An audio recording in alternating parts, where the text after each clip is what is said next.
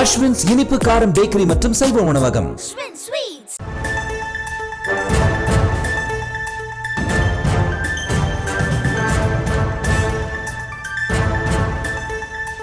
தற்போதைய அண்மை தகவல். கொடைக்கானல் மலைப்பகுதியில் காட்டுத்தீ ஏற்பட்டிருக்கும் காட்சிகளை பார்த்துக் கொண்டிருக்கிறோம். குறிப்பிட்ட ஒரு இடத்தில் மட்டும் தற்போது தீப்பிடித்திருக்கும் நிலையில் மேலும் பரவும் அச்சம் ஏற்பட்டிருக்கிறது.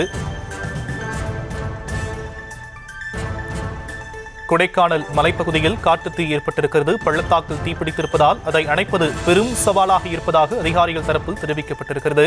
கொடைக்கானல் மலையில் காட்டுத்தீ ஏற்பட்டிருப்பதால் அரிய வகை தாவரங்கள் அழியும் அவலம் ஏற்பட்டிருக்கக்கூடிய அண்மை தகவல்.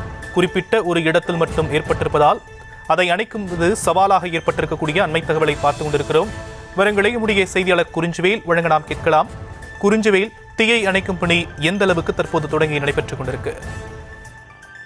நிச்சயமாக சாம், திண்டுக்கல் மாவட்டம் கொடைக்கானலில் தற்போது உரைப்பனி காலம் தொடங்கியுள்ள நிலையில் பகல் வேளையில் கடுமையான வெயில் நிலை வருகிறது.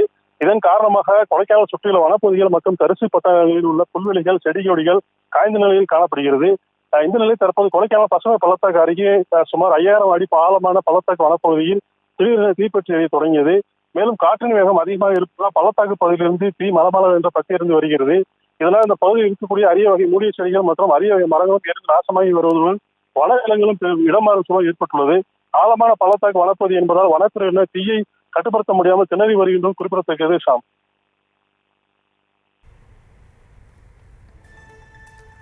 தற்போதைய விவரங்களுக்கு நன்றி குறிஞ்சுவேல்.